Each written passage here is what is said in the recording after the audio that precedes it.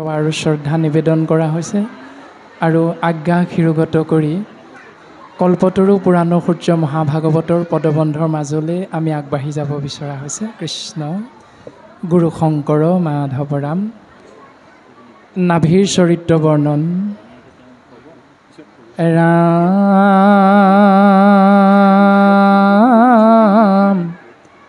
শোক নিগদতি শুনা কুৰুপতি নাভিৰ চাৰু চৰিত্ৰ ভাৰত বৰিষে ভৈলন্ত নৃপতি বৈষ্ণৱৱাতি পবিত্ৰ মেৰু দেৱী তান মহিষী ভৈলন্ত ৰূপে গুণে অনিন্দিত নভৈল সন্ততি চিন্তাকুলৱাতি পাছে থিৰ কৰিচিত ৰাম দ্বিজগণৱানী যজ্ঞৱাৰম্ভিলা নানা দ্ৰব্য কৰি সাজ দেৱৰো দেৱতা হৰি কজিল পুত্ৰ কামে মহাৰাজ ৰাম ৰাম দ্ৰব্য দেশ কাল পাত্ৰ সুদক্ষিণা মন্ত্ৰৰো নাহি কেক্ষীণ সাংগু পাংগে যজ্ঞ কৰিলন্ত ৰাজা নভৈল বংগতহীন পাছে কৃপাময় জানিলা হৃদয় মোকেশে ভজে নৃপতি কৰ্মশীলজনে আমাক নপাৱে ও আমি ভকতৰ গতি ৰাম ৰাম হেন গুণী মনে দেৱনাৰায়ণে তথাতে ভৈলা বেকত মহাতেজ ৰাখি সভাক ঢাকিলা বিস্ময় সবে মনত। কৃষ্ণ এইখিনিলৈকে ভাগৱতে আমাক কি ক'ব বিচাৰিছে?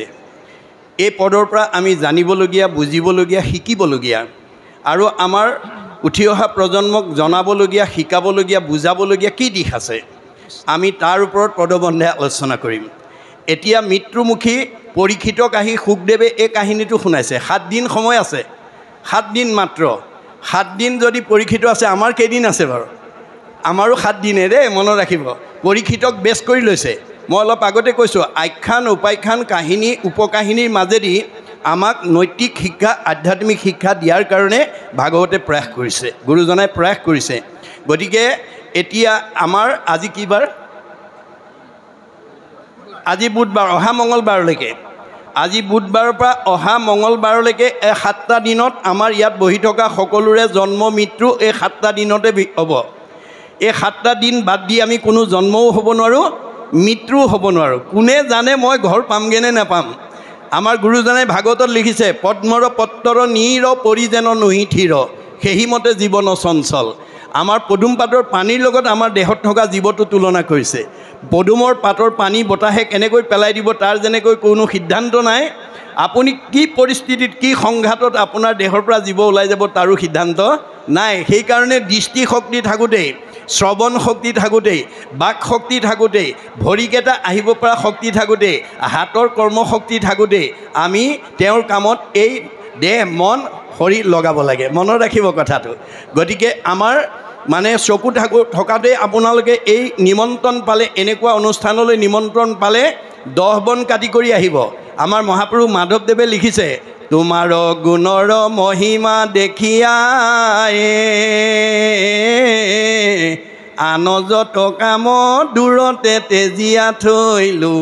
আজি ইয়ালৈ অহা কাৰ ঘৰুৱা কাম নাই, পৰিয়ালৰ কাম নাই, চব এৰি থৈ আহিছে আপোনালোকে। গতিকে আজি আপোনালোকে সেই ত্যাগ কৰাৰ কাৰণেহে কাম ক্ৰোধ লোভ মোহে মোহিতসকল নাপাইবে উদ্ধাৰ সখী সত্যে যাইবে তল। গতিকে আমি কামনা বাসনাতে যদি আবদ্ধ হৈ থাকোঁ আমাৰ জীৱ উদ্ধাৰ হ'ব নোৱাৰে। গতিকে আমি সেইটো ত্যাগ কৰি আহিব পাৰিব লাগিব। আজি ইয়ালৈ নহাৰ কাৰণে কোনোবাই 50,000 টকা 50 লাখ টকা ব্যৱসায়ত লাভ কৰিব পাৰিব, কিন্তু লগত নিব নোৱাৰে। আমি যিমানবিলাক পকা ঘৰ বনালোঁ, গাড়ী মটৰ কিনিলোঁ, সম্পত্তি কিনিলোঁ, সেইবোৰ আমি লগত নিব নোৱাৰোঁ। যত দেখা ধন শৰীৰৰ স্ৰজন মৰিলে লগে নাযায়। আমাৰ যিবোৰ ঘটিছোঁ বাহিৰত সেইবোৰ আমি লগত নিব নোৱাৰোঁ। গতিকে আজি এই 4টা দিনত আপোনালোকে লগত নিয়া ধন ঘটিব। পৰকালৰ ধন মাধৱৰ নাম, তাকল লোৱা গ'লে বান্ধি ঐত আয়ু পাত হ'লে ঘূৰ পৰে লোকে গ'লে আকে লাগি মৰি বাহা কান্দি। আমাৰ জীৱৰ মৃত্যু নাই, গতি আছে, প্ৰাৰব্ধ আৰব্ধ অনাৰব্ধ। এই 3টা কৰ্মফলত আমাৰ জীৱ এই 3টা চক্ৰত ঘূৰি আছে, পুনৰপি জনমম পুনৰপি মৰণম হৈ আছে।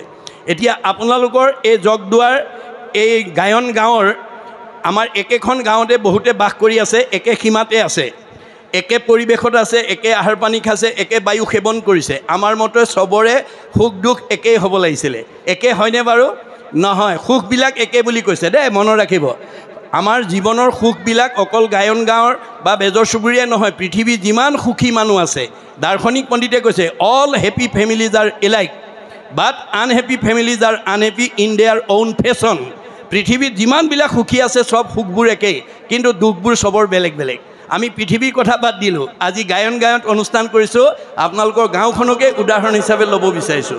আপোনালোকে চাৰিসীমাত থকা বিভিন্ন গৃহস্থী আছে, একে পৰিৱেশত আছে, একে আহাৰ পানী খাইছে, একে বায়ু সেৱন কৰিছে। আমাৰ মতে চবৰে সুখ দুখ একে হ'ব লাগে। একে হয়নে বাৰু? নহয়। ইয়াতে কোনোবা দম্পতীয়ে বিয়া পাতিছে, সতি সন্তান হোৱা নাই, সেইটো দম্পতী, সেইটো দুখ। কাৰোবাৰ ছোৱালী আছে, ল'ৰা নাই, সেইটো দম্পতী, সেইটো দুখ। কাৰোবাৰ ল'ৰা আছে, ছোৱালী নাই, সেইটো দম্পতী, সেইটো দুখ। কাৰোবাৰ স্বামী স্ত্ৰীৰ মাজত মনোমালিন্য হৈ থাকে, সেইটো পৰিয়ালৰ, সেইটো দুখ। কাৰোবাৰ শাহু বোৱাৰীৰ মাজত মনোমালিন্য হৈ থাকে, সেইটো পৰিয়ালৰ, সেইটো দুখ। কাৰোবাৰ ককাই ভাইৰ মাজত মিলা প্ৰীতি নাই, সেইটো পৰিয়ালৰ, সেইটো দুখ। কাৰোবাৰ সকলো আছে, শৰীৰত বেমাৰ আছে, সেইটো পৰিয়ালৰ, সেইটো দুখ, ইত্যাদি ইত্যাদি। দুখবোৰ বেলেগ বেলেগকৈ আহি গ'ল আমাৰ জীৱনলৈ। ক'ৰ পৰা আহিল, কিয় আহিল? এই ৰহস্য আমি ভেদ কৰিবৰ কাৰণে ভাগৱত শুনিবলৈ আহিব লাগে। ৰহস্যক জানে যিটো লোক সততে কীৰ্তন কৰে মোক ধৰি দৃঢ় ব্ৰত কৰি যত্ন বিপৰীত। বহুত যত্ন কৰি ভাগৱত শুনিলেহে আমাৰ এই ৰহস্য ভেদ হ'ব। গতিকে আমাৰ প্ৰাৰব্ধ আৰব্ধ অনাৰব্ধ। প্ৰাৰব্ধ মানে পূৰ্বজন্ম। আমাৰ জীৱটো এই জন্মৰ নহয়, সৃষ্টি কৰোঁতে 4 মুঠি জীৱ উৰণ বুৰণ গজন ভ্ৰমণ, এই 4 মুঠি জীৱকে ভগৱানে ঘূৰাই আছে দেই। চক্ৰবত পৰিৱৰ্তনতে দুখানিছ সুখানিছ। আমি মানুহ হ'বলৈ যাওঁতে আমাৰ জীৱটোৱে কিমান বাট অতিক্ৰম কৰিছে বেদত কৈছে। বিংশতি লক্ষণম স্থাৱৰম, আমি প্ৰত্যেকে 20 লক্ষবাৰ বিভিন্ন প্ৰজাতিৰ গছ গছনি হৈ আহিছোঁ। নৱলক্ষম জলজ, 9 লক্ষবাৰ বিভিন্ন প্ৰজাতিৰ মাছ মগৰ হৈ আহিছোঁ। নৱলক্ষম কুৰ্মাঞ্চ, 9 লক্ষবাৰ উভচৰ প্ৰাণী কাছৰ দৰে জন্ম পাইছোঁ। 30 লক্ষ পশু নাম, 30 লক্ষবাৰ বিভিন্ন প্ৰজাতিৰ বাঘ সিংহ কুকুৰ শিয়াল মেকুৰী গাহৰি হৈ আহিছোঁ। 10 লক্ষ পক্ষী নাম, 10 লক্ষবাৰ আমি বিভিন্ন প্ৰজাতিৰ চৰাই চিৰিকটি হৈ আহিছোঁ। 14 লক্ষ বানৰা, 4 লক্ষবাৰ আমি বিভিন্ন প্ৰজাতিৰ বান্দৰৰ জন্ম পাই আহিছোঁ। 2 লক্ষ অৰ্ধমানৱ বা হিতাহিত জ্ঞানশূন্য, 2 লক্ষবাৰ হিতাহিত জ্ঞানশূন্য অৰ্ধমানৱ চিম্পাঞ্জীৰ দৰে জন্ম ধাৰণ কৰিছোঁ। তথৌ মনুষ্যত্ব প্ৰাপ্য তত কৰ্মান্নে সাধয়েত, তাৰপিছতে সৌভাগ্যক্ৰমে পুণ্য অৰ্জন কৰি মানুহ নামৰ উপাধিটোলৈ প্ৰমোচন পাইছোঁ। মানুহ নামৰ উপাধিটোলৈ প্ৰমোচন পালে আজিৰ দৰে অনুষ্ঠানত বহি ঈশ্বৰৰ কথা শুনিলে আমি 7টা ষ্টেপ পাৰ হৈ ভগৱানৰ ঘৰখনলৈ ঘূৰি যাব পাৰিম। আজি আপোনালোক বিভিন্ন গৃহস্থী ঘৰৰ পৰা আজি ভাগৱত শুনিবলৈ আহিছে। লক্ষ্য কি বাৰু? যে ভাগৱতৰ আলোচনা চক্ৰ সামৰণি হ'লে খাই বৈ নিজৰ ঘৰলৈ নিৰ্দিষ্ট সময়ত ঘূৰি যাম। আপোনালোক কোনোবা একে থাকিম বুলি আহিছে নেকি বাৰু? নাই। আপোনালোকে অনুষ্ঠান শেষ হ'লে প্ৰত্যেকে নিজৰ নিজৰ ঘৰলৈ ঘূৰি যোৱাৰ লক্ষ্য লৈ আহিছে। এইটো যেনেকৈ বাস্তৱ সত্য, আমাৰ এইখন ঘৰলৈ যিটো জীৱ আহিছে, এইখন ঘৰ বুলি কৈছে মহুৰ সেৱাৰ যোগ্য মনুষ্য শৰীৰ, ইহাকে বুলিও গৃহ জানা মহাবীৰ। মানে উদ্ধৱক যাবৰ সময়ত চিনাকি কৰি থৈছে। এই ঘৰখনলৈ যিটো জীৱ ক'ৰ পৰা আহিছে? পৰম ব্ৰহ্মৰ পৰা আহিছে। পৰম ব্ৰহ্মৰ পৰা আহি আকৌ ঘৰ চিনি পোৱা বাটটো পাবৰ কাৰণে যিখন ঘৰ পাব লাগে তালৈ আহোঁতে 84 জুনি অতিবাহিত হৈ এতিয়া ঘৰ চিনি পোৱা দেহটো পাইছে। গতিকে আমি ভাগৱত শুনি আমি 7টা ষ্টেপ পাৰ হ'ব। প্ৰথমে দহিব পাতেক ছয়, কৰাইবে মহাপুণ্য অদ্ভুতয়, মিলাইবে বিষয়ত বীৰকতি, কৃষ্ণত পুৱাইবে প্ৰেম ভগতি, উপজাইবে আতি বৈষ্ণৱ জ্ঞান, মায়াকো দহিয়া কৰৈ নিৰ্জান, চৈতন্যময় পূৰ্ণানন্দ হৰি, থৈবন্ত তেন্তে এৰে একে কৰি। ঈশ্বৰৰ কথা নুশুনা জীৱ এই 7টা ষ্টেপ পাৰ হৈ নিজৰ ঘৰলৈ ঘূৰি যাব নোৱাৰিব, সি ঘূৰি থাকিব লাগিব দেই, মনত ৰাখিব। পুনৰপি জনমম পুনৰপি। গতিকে আপোনালোকে সৰুৰ পৰা ল'ৰা ছোৱালীক এনেকুৱা পৰিৱেশ দি, মই আজি এই কাৰ্যসূচীখন চাই ভাল লাগিছে। কেওটা দিনতে অভিনয় কৰি পেলাই গুণলীলা, ইয়াত যোৱাকালিও আমাৰ শকুনি প্ৰতিশোধ নাটক অভিনয় কৰি গৈছে। আমাৰ এই অভিনয়বোৰ কিয় কৰিব লাগে? আমাৰ বেদত কৈছে যে আমি মানুহৰ জন্ম পাই নিৰ্গুণ কৃষ্ণৰ গুণলীলা নামঘৰত যদি আমি গীত বাদ্য নৃত্যৰ দ্বাৰা পৰিৱেশন কৰিব পাৰোঁ, আমাৰ বেদে কৈছে কেশৱ অগ্ৰে গীতং বাদ্যং নৃত্যং য কৰোতি কলৌ নৰহ, পদে পদে অশ্বমেধ ফলং প্ৰাপ্নোতি নিত্যৈছ। নামঘৰটো বনাই থ'লেই নহ'ব। আমি জন্ম দিয়া ল'ৰা ছোৱালীবিলাকক মহাপুৰুষ দুজনাৰ 6খন 12খন নাটৰ পৰা এখন নাটকো যদি প্ৰশিক্ষণ কৰ্মশালাৰ দ্বাৰা তেওঁলোকক শিক্ষা দি যদি ইয়াত পৰিৱেশন কৰাব পাৰে, তেতিয়াহ'লে তেওঁলোকৰ প্ৰতিটো খোজৰ মূল্য হ'ব এই জন্মত এটা এটা অশ্বমেধ যজ্ঞৰ সমান পুণ্য। আৰু যিসকল দৰ্শক বা শ্ৰোতাই ইয়াত বহি চাবহি, গীতং বাদ্যং নৃত্যং হৰি কথা শুনে স্বপুণ্যাত্মা তলৈকৰ ওপৰে সংস্থিতা। ঈশ্বৰৰ কথা শুনিবলৈ অহাবিলাক পুণ্য আত্মা, তেওঁলোকক ক'ত থ'ব? তলৈকৰ ওপৰত, অৰ্থাৎ বৈকুণ্ঠ।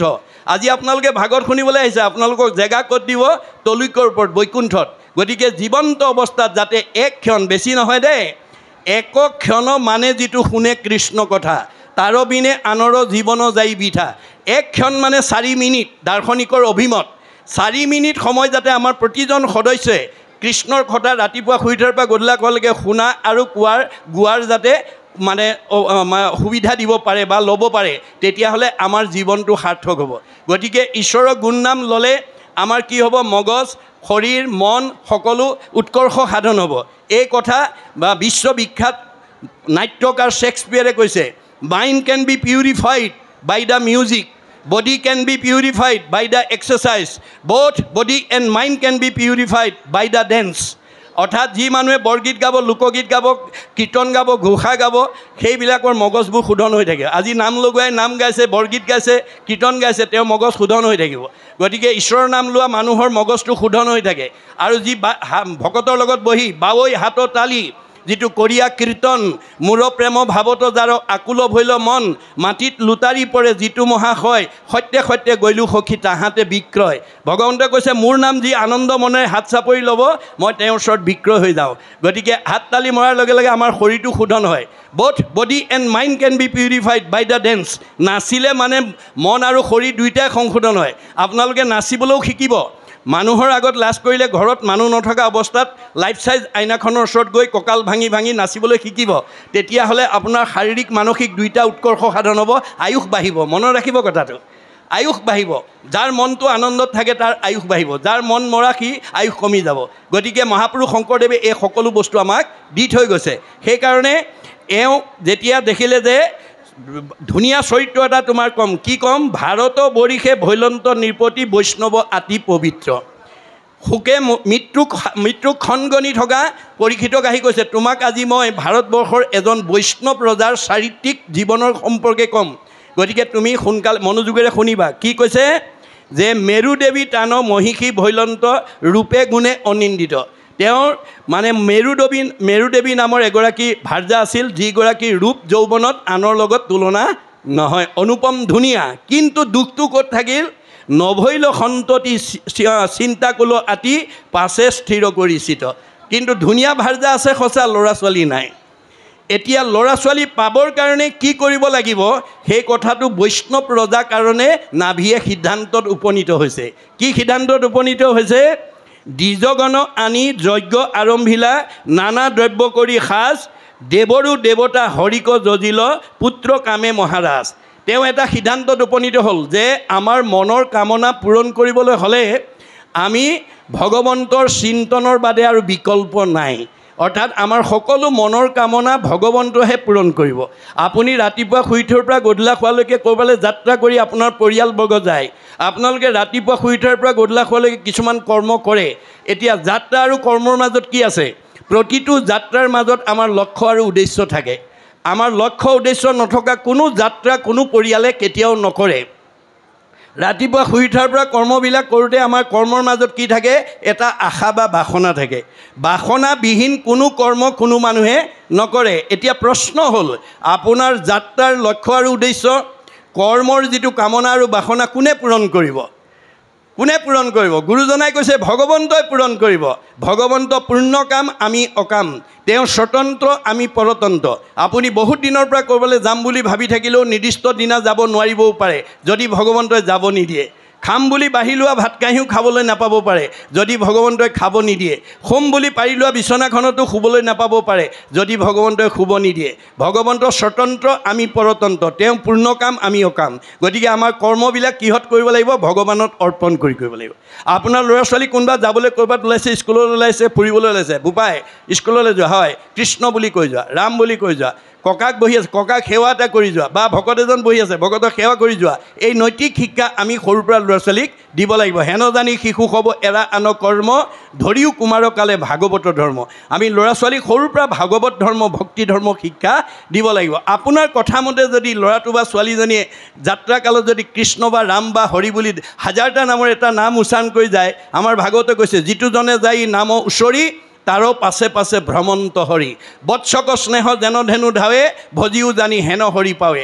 গৰুজনীয়ে পোৱালিটো যেনেকৈ মুখৰ আগত শত্ৰুৱে আক্ৰমণ কৰিব নোৱাৰাকৈ ৰক্ষণাবেক্ষণ দি যায়, ভগৱন্তৰ নাম লৈ যিটো জীৱ যাব, একচিত্ৰ মনে যিটো মহাজনে, ফুৰে গুণনাম স্মৰি তাক ৰক্ষা কৰি, ফুৰয় সদায় হাতে কৌমদকী ধৰি।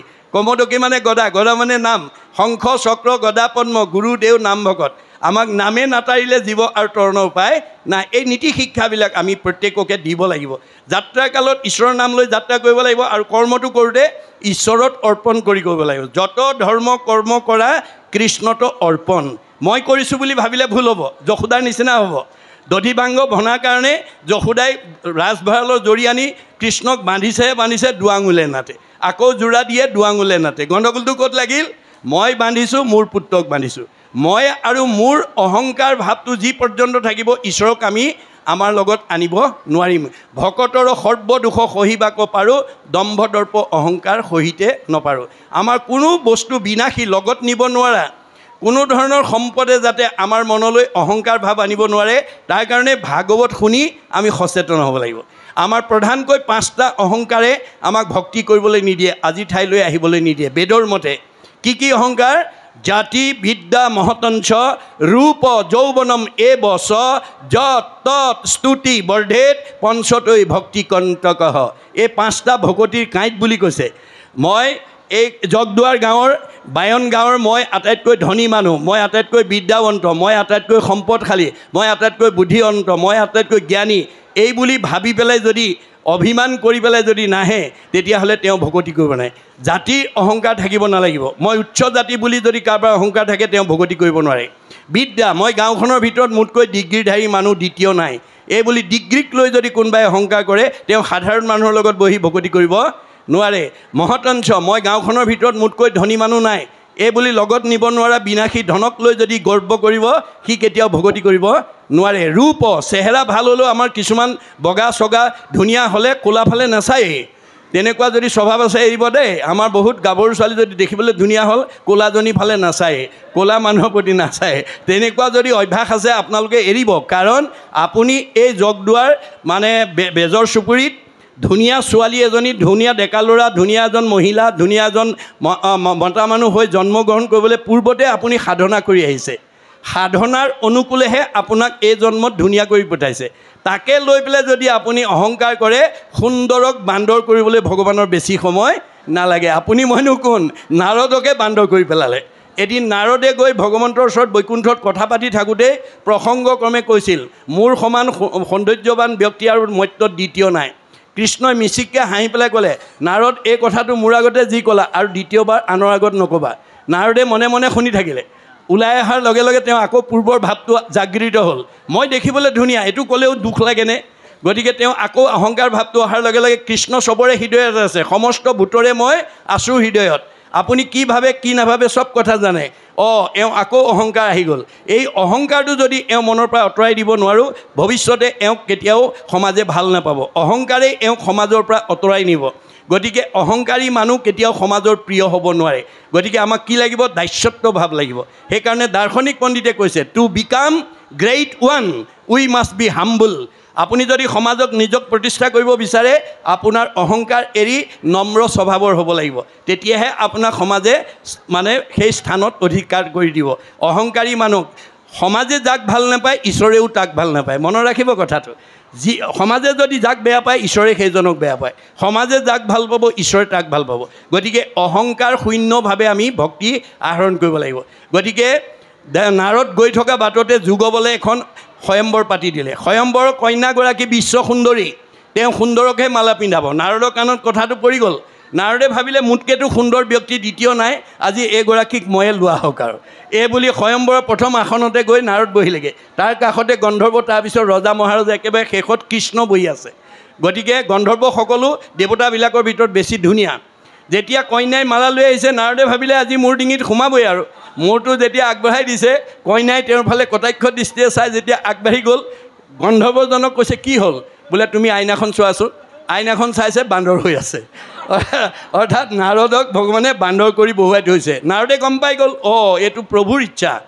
প্ৰভু, তুমি আজি মোক এই ধৰণে মোক বঞ্চিত, প্ৰাপ্যৰ পৰা বঞ্চিত কৰিলা। তুমিও কিন্তু এদিন বান্দৰৰ সহায় লৈহে উদ্ধাৰ হ'বলৈ, অভিশাপ দি দিলে। যাৰ কাৰণে তেওঁ ত্ৰেতা যুগত ৰাম অৱতাৰত আপোনাৰ বান্দৰ হৈ বান্দৰৰ সহায় লৈ সীতাক উদ্ধাৰ কৰিব লগা আছে। এইবোৰ কাহিনী, উপকাহিনী দেই, মনত ৰাখিব। ইয়াৰ যোগেদি আমাক কি কৈ আছে? যে নীতি শিক্ষা দি আছে, আধ্যাত্মিক জ্ঞান আমাক দি আছে। এতিয়া এওঁ বৈষ্ণৱ কাৰণে এওঁ সিদ্ধান্তত উপনীত হ'ল, কি বুলি? যে মোৰ এই মনৰ বাঞ্ছা পূৰ্ণ কৰিব ঈশ্বৰৰ বাদে আৰু আনে নোৱাৰে। গতিকে ঈশ্বৰৰ পৰা মনৰ কামনা পূৰণ কৰিবলৈ তেওঁ কাৰ্যসূচী কি ল'লে? দ্বিজগণ আনি যজ্ঞ আৰম্ভিলা, নানা দ্ৰব্য কৰি সাজ। আজি আপোনালোকে এই 4 দিনীয়া কাৰ্যসূচীত আপোনালোকে নাম প্ৰসংগ, আসন প্ৰতিষ্ঠা, দিহানাম প্ৰতিযোগিতা ইত্যাদি বিভিন্ন নামাকৰণে 4 দিনীয়া কাৰ্যসূচীৰে এখন কাৰ্যসূচী প্ৰস্তুত কৰিছে। কিন্তু আমাৰ বেদৰ মতে, মহাপুৰুষৰ মতে, ভগৱানৰ শ্ৰীমুখৰ মতে আপোনালোকে এই জগদুৱাৰ গায়ন গাঁৱৰ বেজৰ চুবুৰীয়ে 4 দিনীয়া কলিৰ যজ্ঞ অনুষ্ঠিত কৰিছে। বেদৰ মতে, মনত ৰাখিব, যজ্ঞ অনুষ্ঠিত কৰিছে। এইটো 4 দিনীয়া যজ্ঞ। কৃষ্ণই যাবৰ সময়ত উদ্ধৱক কৈছে, মূত চিত্ত দিয়া যিটো কৰৈ কৰ্ম ধৰ্ম, তাৰ নাম যজ্ঞ সখী কৈলো ইটো মৰ্ম। এইটো যজ্ঞ।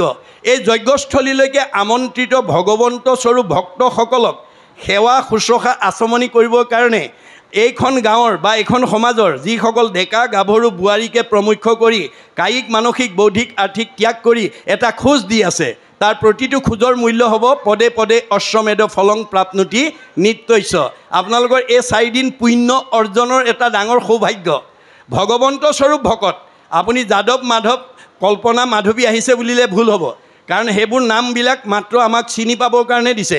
দেহটো কেৱল চিনি পাবৰ কাৰণে ভগৱন্তই সৃষ্টি কৰিছে। দেহৰ একোটা একোটা নাম দি থোৱা আছে। আমি দেহটো চাইহে কওঁ এইটো কুকুৰ, এইটো মেকুৰী, এইটো গাহৰি, এইটো ছাগলী, এইটো বাঘ, এইটো সিংহ। আমি দেহটো চাই কওঁ এইটো মতা মানুহ, এজনী মাইকী মানুহ, এইটো ডেকা ল'ৰা, এজনী গাভৰু ছোৱালী। দেহবিলাকৰ নাম এটা আছে। আমাৰ নামবোৰ কি কাৰণে দিছে? দাৰ্শনিক পণ্ডিতে কৈছে, a name is a kind of fetch whereby one is known. আমি ইজনে সিজনক চিনি পাবৰ কাৰণেহে নামটো দিছে। নামটো আত্মা নহয়, দেহটোও আত্মা নহয়। যিদিনা দেহৰ পৰা আত্মা ওলাই যাব, কাষ্ঠ যেন থাকিবেক মাটিত পৰিয়া, হেন দেহ আপোনাৰো বোলাকি লাগিয়া। গতিকে দেহটোকে আত্মা বুলি ভাবি যাতে আমি অভিমান কৰিব লগা নহয়। আজি এই তত্ত্ব নজনাৰ কাৰণে বহুতে দেহৰ সুখৰ কাৰণে, দেহৰ আনন্দৰ কাৰণে গোটেই ৰাতিপুৱা শুই উঠাৰ পৰা গধূলা খোৱালৈকে, জন্মৰ পৰা মৃত্যুলৈকে নিজক আবদ্ধ কৰি ৰাখিছে। গুৰুজনে প্ৰতিবাদ কৰিছে। গুৰুজনে কি কৈছে? আক্ষেপ কৰিছে। কি বুলি? যিটো শৰীৰৰ অৰ্থে কৰা কৰ্ম নানা, প্ৰাণ গ'লে সহ হৈব তাহাক নাজানা। তুমি যিটো শৰীৰৰ কাৰণে ইমান কষ্ট কৰি আছা ৰাতিপুৱা শুই উঠাৰ পৰা গধূলা খোৱালৈকে, তোমাৰ দেহৰ পৰা আত্মা ওলাই গ'লে তুমি শলৈ ৰূপান্তৰ হ'ব তাকে নাজানা। আৰু যিবোৰ পৰিয়াল পোহপালনৰ কাৰণে তুমি উৰে জীৱনটো পাৰ কৰিছা, মই ওলাই যোৱাৰ পিছত তোমাক কি হ'ব? ইষ্ট মিত্ৰ কুটুম্ব দেখা যতজন, অসুচি বুলিয়া নকৰিব দৰ্শন। মই ওলাই যোৱাৰ পাছত তোমাক চালে গা ধুব লাগিব বুলি চাবলৈও নাহিব। কেনেবাকৈ পুহমহীয়া ৰাতি ঠাণ্ডাত 12টা বজাত যদি তোমাৰ দেহৰ পৰা ওলাই যাওঁ ওচৰৰ মানুহে চালে গা ধুব লাগিব বুলি লেপৰ তলৰ পৰা ওলাইয়ে নাহিব বুজা নাই গতিকে কাষ্ঠ যেন থাকিবে ক মাটি টপৰীয়া হেন দেহ আপোনাৰো বোলা কি লাগীয়া মই ওলাই যোৱাৰ পিছত তুমি কাঠপৰা দি পৰি থাকিবা সেইটো দেহকে মোৰ দেহ বুলি ভাবি অভিমান নকৰিবা এতিয়া এওঁ সিদ্ধান্ত ল'লে কি কৰিলে দ্বিজগণ আনি যজ্ঞ আৰম্ভিলা নানা দ্ৰব্য কৰি সাজ দেৱৰো দেৱতা হৰিক যজিল পুত্ৰ কামে মহাৰাজ মানে ভকতক মাতি লৈ আহিলে দেৱঋষি ৰাজঋষি ঋতিজকে প্ৰমুখ্য কৰি আনি পেলাই তেওঁ কি ক'লে মনৰ কথাটো ক'লে আজি আমাৰ সেৱকীয়ে আৰম্ভণিতে কি কৈছে আবাহন সেৱা কৰিছে মই বহুত দিনৰ পৰা ভাবি থকা কামনা এটা আজি মোৰ পূৰণ হৈছে গতিকে আপোনালোকৰ লাগিব অৰ্থে গোবিন্দ ভঁৰালৰ দ্ৰব্য বিভিন্ন স্থানৰ পৰা ক্ৰয় বিক্ৰয় আনোতে দ্ৰব্যৰ মানে ছিদ্ৰ নাই কিন্তু কিনি আনোতে দিওঁতে হয়তো অহংকাৰ হ'ব পাৰে ধুনীয়া জাহাজী কলাশী কিনিবলৈ গৈছে দোকানী সুধিলে কিমান দাম বোলে 80 টকা হে 80 টকা ল'বানে হে বুলি নেগেটিভ শব্দ প্ৰয়োগ কৰিলে শব্দ ৱৰ্ড ইজ গড শব্দ ব্ৰহ্ম অবিনাশী আপুনি যি বাক্য কৰিব সেই তাতে সেইটো ক্ৰিয়া হ'ব গতিকে আপোনাৰ দুখ লাগি আহিলে সেইকাৰণে ভকতৰ ওচৰত আগতে আবাহন সেৱাত কয় যে দ্ৰব্যৰ ছিদ্ৰ নাই ক্ৰয় বিক্ৰয় কৰি আপোনাৰ খবৰত লাগিব অৰ্থে অৰ্পণ কৰোঁতে বিভিন্ন দুখী থাকিব পাৰে আপোনালোকে নিশ্চিতৰূপে গ্ৰহণ কৰি সেৱকী পৰিয়ালটোক কৃপা কৰিব এইবুলি সেৱা ধৰে নে নধৰে সেইটো আবাহন সেৱা বুলি কয় আবাহন সেৱা এতিয়া এওঁ গোটেই সকলোকে মাতি আনি আবাহন কৰি কৈছে যে মই এটা তোমালোকেতো দেখিছা মোৰ ধুনীয়া ভাৰ্যা আছে কিন্তু সতি সন্তান নাই সেই দুখত মই ভাগি আছোঁ গতিকে তোমালোকক মই মাতি আনি তোমালোকৰ আশীৰ্বাদৰ যোগেদি মই এটা সন্তান পাবৰ কাৰণে এই আয়োজনটো কৰিছোঁ কাৰণ এতিয়া কলি যুগৰ মানুহে পোনপটীয়াকৈ ভগৱন্তক কাৰো ঘৰলৈ কাৰো সমাজলৈ আহি